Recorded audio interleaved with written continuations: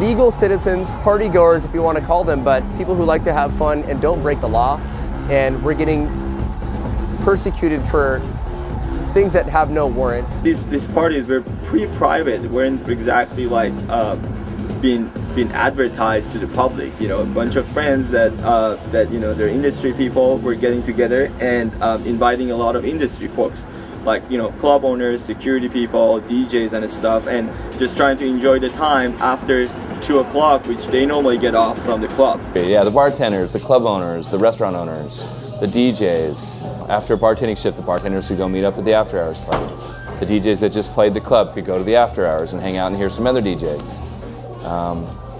It's the way it works, and it's a very vital part of our scene, is that to have that outlet. The city is built on the after hours. Like, it's a long-standing tradition ever since I started going out in the 80s and 90s. You know, there were full moon parties, there were warehouse parties, and it's really, San Francisco's known for its underground scene and its music, and there's so many great DJs and producers and artists that come out of here, and to shut that down, it's just squelching a whole part of the culture, you know. It's just... They'll come find some event where people are having fun. I mean, they're having fun. It's a lot of fun. I like to have fun. That's what I like to do. That's why I put so much energy and devotion into other people coming down and seeing our events and seeing this art and talent that we bring through, and to have somebody wasting this taxpayer money when you could be down just right there on 6th Street, like really dealing with the people who need to be dealt with versus persecuting people who are having a good time. They're honest people. We work for a living.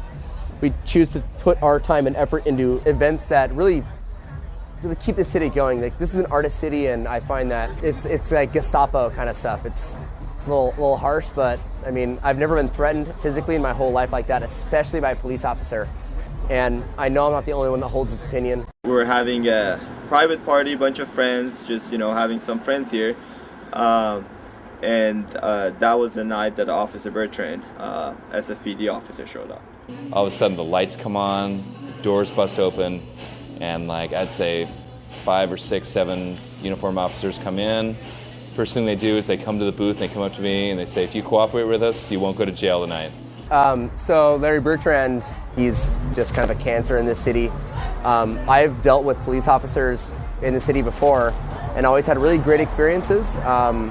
The officers in San Francisco have been nothing but gracious and understanding, and really a great experience, except for Larry. And he was super negative. He would pop off and just talk smack the whole time, putting people down, using profanities, saying personal things like, you're gonna get it, like, you know, like, I remember you from last time, and I should have locked you up then, and like, just saying stuff that was just out of line, it was uncalled for, and just making matters worse. He could have just come in and like offer a citation, being cool, but no, he had to, you know, inject his own thing. And I think that's why it's catching up to him now. The guy is just, he's mean, you know, and he's abusing his power. And the next thing that I know, my property was being rifled through by some random person. I went to the booth and asked, can I help you? He showed his badge and stated that if any of us tried to leave, he would beat us down, and then proceeded to tell us that we were under arrest for furnishing alcohol. He was complaining there's like drugs and violence and killings and shootings and stabbings. I'm like, no way, man.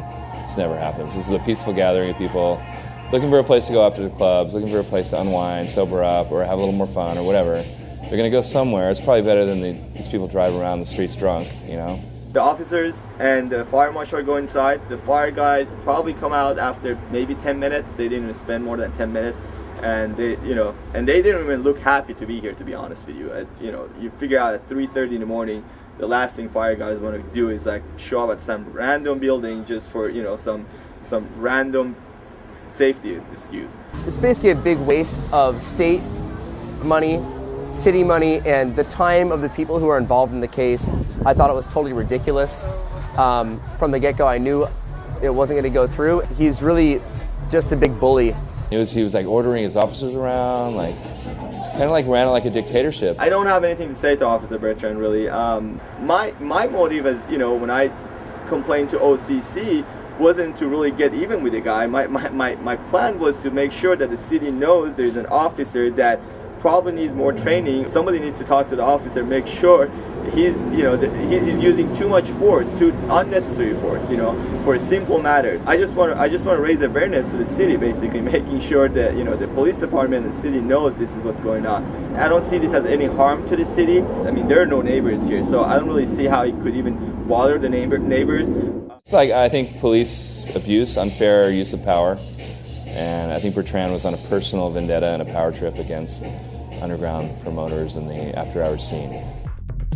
Our scene was doing really good, nightlife was up, clubs were doing really good, even with the recession, like everybody was doing really good, and then it seemed out of nowhere, Bertrand came and started hitting up all our parties and taking people's gear, whether it's a personal vendetta or whatever his problem is.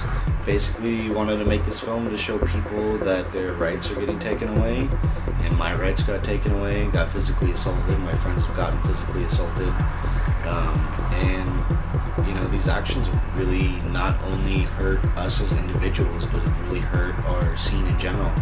And it's a scene that I'm very proud of. It's something that, you know, I hold very dearly. It's like I put a lot of work into it. A lot of other people put a lot of work into it, and it's really taken away from the magic of our nightlife scene. And it's sad, and people need to know so they can stop this from happening in the future.